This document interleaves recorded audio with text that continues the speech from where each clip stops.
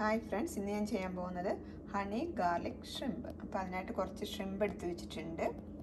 പിന്നെ ഷ്രിമ്പിന് ഒന്ന് മാരിനേറ്റ് ചെയ്യാൻ വേണ്ടി ഒരു സോസ് ഉണ്ടാക്കണം. ആ സോസ് ഉണ്ടാക്കാനുള്ള സാധനങ്ങൾ ഒരു കഷ്ണം ജിഞ്ചർ, ഗാർലിക്, പിന്നെ കുറച്ച് വിനീഗർ, പിന്നെ സോയ സോസും കുറച്ച് ഹോട്ട് സോസ്, പിന്നെ ആവശ്യമുള്ള ഹണി ഗാർലിക് ഷ്രിമ്പാണല്ലോ. അപ്പം ഹണി വേണം, ഗാർലിക് വേണം, പിന്നെ ഇത് സോയ സോസും കുറച്ച് വിനീഗറും. അതെല്ലാം കൂടെ വെച്ചിട്ട് നമ്മളൊരു സോസ് ഉണ്ടാക്കിയിട്ട് ഇതിനകത്ത് മാരിനേറ്റ് ചെയ്ത് വെക്കും.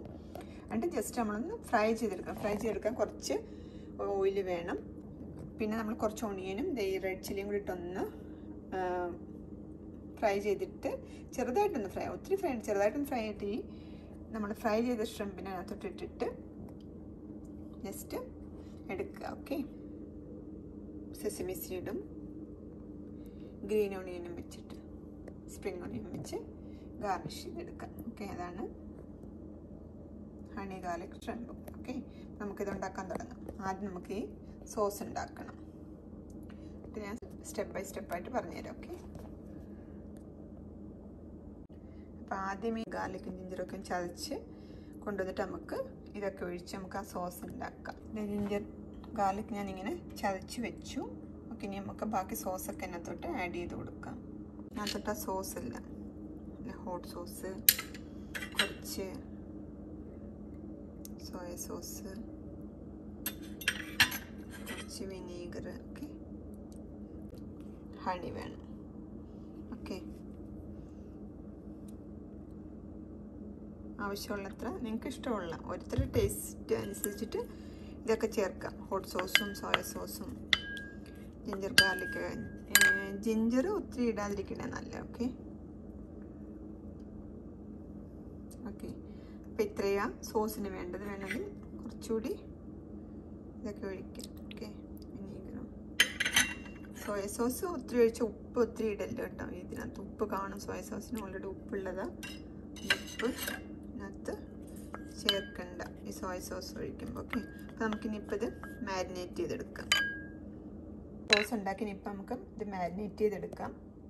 മാരിനേറ്റ് ചെയ്ത് വെച്ചേക്കുക. ഓക്കെ, ഒരു 10-15 മിനിറ്റ്സ് വേണമെങ്കിൽ നമുക്കിങ്ങനെ വെക്കാം. സോയ സോസ് ഉള്ളതുകൊണ്ട് ഉപ്പ് ഉണ്ടാവും നോക്കിയിട്ട് വേണം. പിന്നെ അഡീഷണൽ ആയിട്ട് നമ്മൾ സാൾട്ട് ഇട്ട് കൊടുക്കാൻ.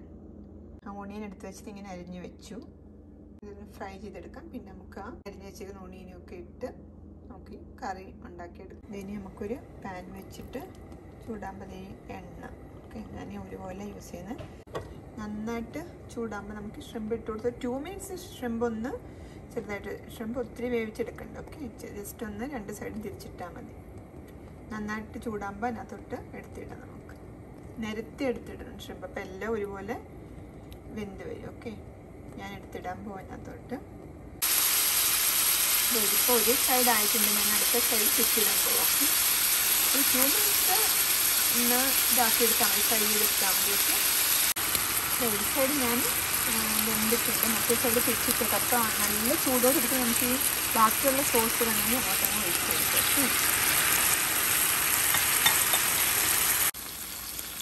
ചൂടോടെ നമ്മൾ അതിനകത്തോട്ട് ആ സോസ് ഒഴിക്കുമ്പോൾ ഇങ്ങനെ അതിനകത്തെല്ലാം നന്നായി പറ്റി ഇരിക്കും. ഓക്കെ,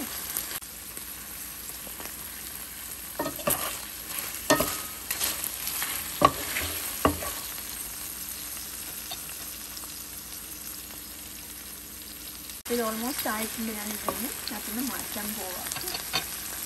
ഒത്തിരി ഷ്രിമ്പ് അങ്ങനെ വെന്ത് പോകണ്ട. ഓഫ് ചെയ്യാൻ പോവാം. ഓഫ് ചെയ്തു ഇത് വെച്ചിട്ട് ഫ്രൈ ചെയ്ത് ഇതുപോലെ എടുക്കുക.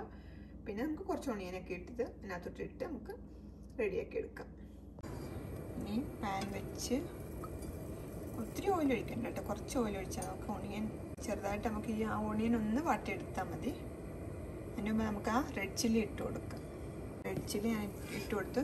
ഇപ്പോൾ റെഡ് ചില്ലിക്കകത്ത് ഒത്തിരി സീഡ്, അപ്പം നിങ്ങൾക്ക് ഒത്തിരി എരിവൊന്നും ഇഷ്ടമല്ലെങ്കിൽ നമുക്ക് ഈ സീഡ് കുറച്ച് കളയാം. പിന്നെ ആവശ്യത്തിനുള്ള റെഡ് ചില്ലിയൊക്കെ ഇട്ടാൽ മതി.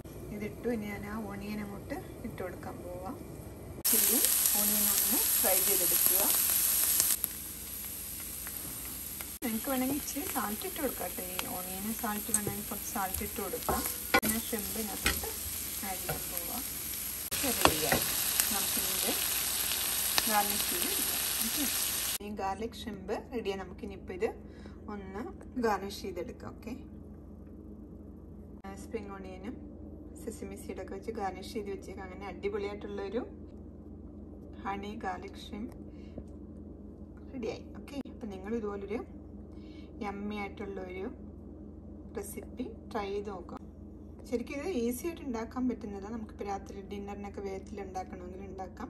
ഒന്ന് ട്രൈ ചെയ്ത് നോക്കട്ടെ എങ്ങനെ ഉണ്ടെന്ന്. ഓക്കെ, ടേസ്റ്റ് ചെയ്ത് നോക്കാം, എന്നിട്ട് നിങ്ങളോട് പറയാം യമ്മി ആണോ എന്ന്.